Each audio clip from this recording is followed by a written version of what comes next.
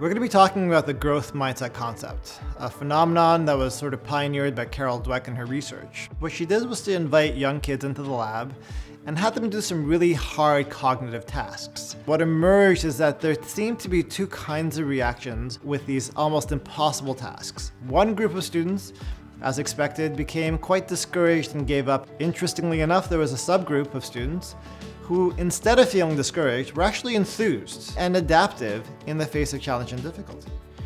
That began the work on this notion of how our beliefs about our own intelligence actually play out in really important ways. One kind of thinking is known as a fixed mindset, when your belief is that your intelligence is fixed and that there are innate differences between individuals that just are not changeable. Another kind of way of thinking about intelligence is that your intelligence is actually malleable, that it can grow with time and effective strategies and through the exertion of effort. When things get hard, if you believe that your intelligence is fixed, then you might conclude that if it's hard for you, it must mean that you're not one of the smart ones, so why bother?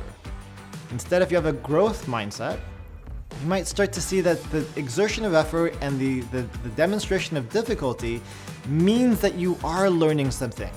And that becomes the evidence that you are getting smarter.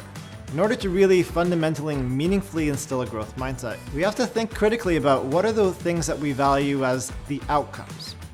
Grades, unfortunately, are one of those things that we prize without recognizing the process that goes into that. So as you are thinking about growth mindset principles and practices for your own classroom, thinking about what are the things that I can augment in their value that shows the value of the process, and ways that you can highlight that in the feedback that you give to students.